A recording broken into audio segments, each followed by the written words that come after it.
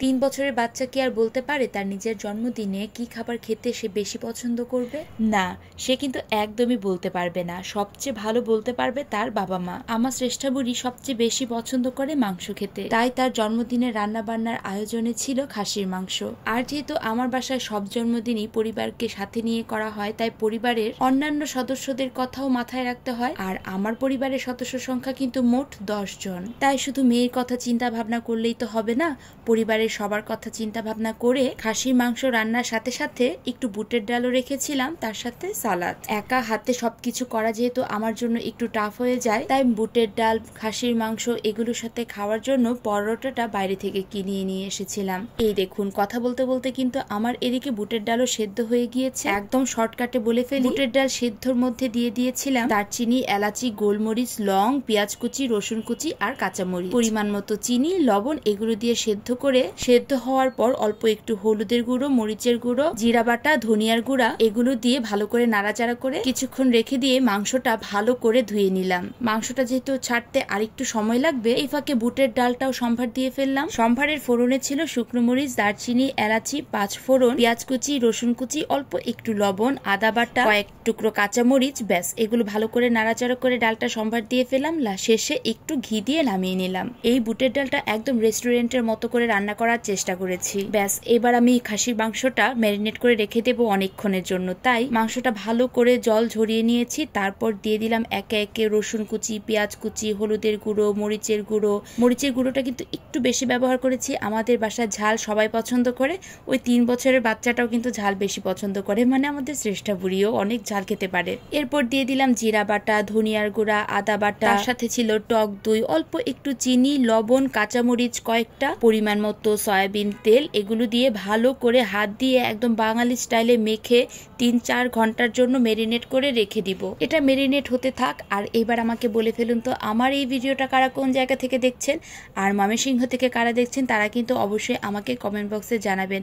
আমার এই ভিডিওটা ভালো লেগে থাকলে অবশ্যই কিন্তু লাইক আর কমেন্ট করবেন, আর আমার পেজটাকে ফলো করে দিতে কিন্তু একদম ভুলবেন না। ব্যাস 3-4 ঘন্টা পরে চলে এসেছি রান্না বান্না করার জন্য। মাংসের জন্য কড়াইয়ে তেল দিয়ে দিলাম, আর ফোড়নের জন্য ছিল দারচিনি, এলাচি, লং, গোলমরিচ, জায়ফল, জয়ত্রী। জায়ফল জয়ত্রীটাকে একটু গুঁড়ো করে একদম তেলে দিয়ে দিয়েছি। তার সাথে দিলাম রসুন কুচি, রসুন কুচিটা একটু ভালো করে ভাজা ভাজা করে নিয়ে তারপর দিয়ে দিলাম পেঁয়াজ কুচি, পরিমাণ মতো লবণ, এগুলোকে ভালো করে একটু ভেজে নিয়ে এই যে মেরিনেট করা মাংসটাকে দিয়ে দিব। 4-5 ঘন্টা ধরে মাংসটাকে মেরিনেট করে রেখে দিয়েছি। মাংসটা একদম সফট হয়ে গিয়েছে, দেখতেই এর রংটা অন্যরকম লাগছিল। আচ্ছা, মেরিনেট করে কিন্তু মাংসটা আমি নর্মাল ফ্রিজে রেখে দিয়েছিলাম। ইদানিং বাইরে যা গরম পড়েছে, বাইরে যদি মাংসটা মেরিনেট করে রেখে দিতাম একদম নষ্ট হয়ে যেত।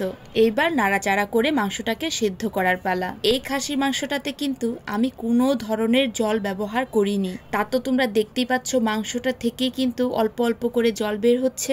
আর আমি সুন্দর করে ঢাকা দিয়ে দিয়ে একদম নাড়াচাড়া করে দিচ্ছি যাতে কড়াইয়ের তলায় লেগে না যায়। তোমরা কিন্তু এইভাবে অবশ্যই একবার মাংসটাকে রান্না করে দেখতে পারো, খুবই ভালো হয়। তবে খেয়াল রাখতে হবে একটু পর পরে নাড়াচাড়া করতে হবে। এই যে মাংসটা কিন্তু একদম সুন্দর করে কষিয়েছি, মাংসটা দেখেই বোঝা যাচ্ছে কি পরিমাণ সুন্দর হয়েছে কষানোটা, কালারটাই বদলে গিয়েছে। এরপর এখানে আমি টকবগে ফুটন্ত জল গরম দিয়ে দিয়েছি। ব্যাস ফুটন্ত জল গরম দেওয়ার পরে এটাতে আমি কয়েক টুকরো কাঁচামরিচ দিয়ে বেশ কিছুক্ষণ ঢাকা রেখে দিব। মাংসটা যতক্ষণ না পর্যন্ত সেদ্ধ হয়ে যায়, সেদ্ধ হওয়া পর্যন্ত আমি ঢাকা দিয়ে দিয়ে এটা রান্না করব। এই তো আমার কিন্তু খাসির মাংস রান্না একদম কমপ্লিট। যেমন সুন্দর রং হয়েছে, খেতেও কিন্তু হয়েছিল দুর্দান্ত। আমার 3 বছরের বাচ্চার জন্য এই ঝাল মাংসটা কোনো ব্যাপারই না। মেন কথা হচ্ছে আমাদের বাসার সবাই ঝাল খেতে ভীষণ পছন্দ করে। এই মাংসটা যদি আমি ঝাল কম দিয়ে রান্না করতাম তাহলে কারোর কাছেই ভালো লাগতো না। আর রুটির সাথে খাওয়ার জন্য একটু সালাদ রেখেছিলাম, সালাদ হিসেবে একটু রায়তা রেখেছিলাম। আর এই রায়তার রেসিপি বহুবার আমি আমার পেজে তোমাদের সাথে শেয়ার করেছি, না হয় পরবর্তীতে আমি আবার এই রেসিপিটা শেয়ার করে দিব। এই রায়তা কিন্তু পরোটা বা রুটির সাথে খেতে বেশ দারুণ লাগে। ব্যাস এগুলো রান্না করতে করতে প্রায় 10:30টার মতো বেজে গিয়েছিল। আমি এবার সবাইকে খাবার দিয়ে দিব। খাবার দেওয়ার জন্য প্লেটটা সুন্দর করে সাজিয়ে গুছিয়ে দিচ্ছি। খাবার দেখতে তখনই ভালো লাগে যখন আপনার সামনে প্লেটটা সাজিয়ে গুছিয়ে কেউ পরিবেশন করবে, তখনই কিন্তু খাবার অনেকটা তৃপ্তি বেড়ে যায়। সবগুলো রান্নাই অনেক ভালো হয়েছে। নিজে রান্না করেছি বলে নিজের প্রশংসা করছি তা নয়। আর এই যে বাইরে থেকে পরোটাও বানিয়েছিলাম। তো আজকের ভিডিওটা কিন্তু আমার এই পর্যন্তই। ভিডিওটা ভালো লাগলে অবশ্যই সবাই লাইক আর কমেন্ট করবেন। So tata.